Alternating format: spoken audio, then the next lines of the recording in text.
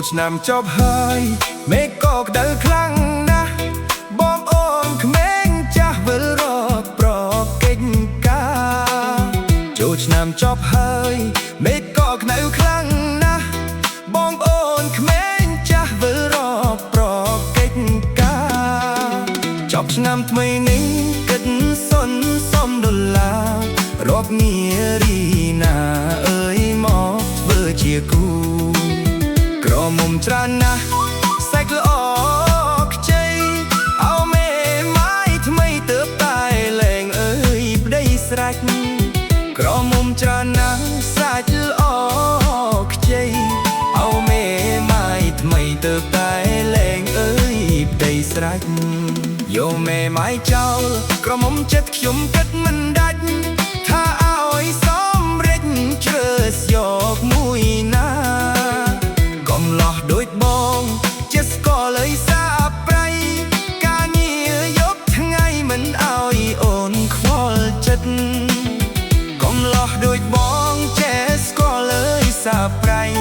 ការងារយកថ្ងៃមិនឲ្យអូនខ្វល់ចិត្តអូននៅកុំព្រួយណាប្រមិតពេលយប់នងឹតយើងនាំគ្នាឡើងឋានសួគ៌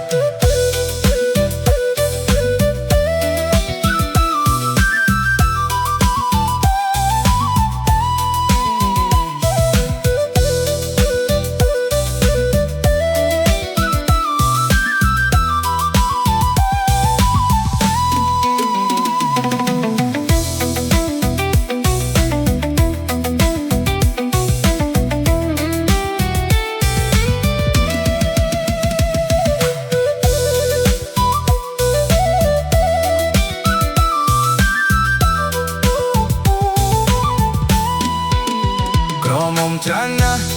សាច់ល្អខ្ចី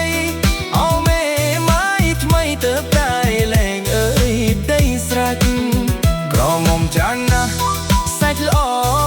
ខ្ចី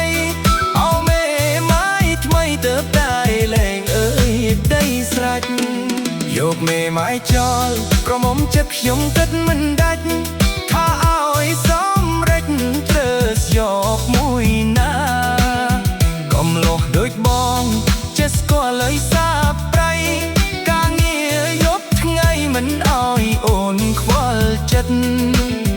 កំឡោះដូចបងចេះស្គាល់ឲ្យសាប្រៃ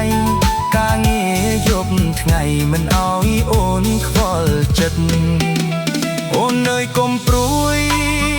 ណាប្រមិតពេលយប់មកងឹតយើងនាំគ្នាឡើងឋានសួគ៌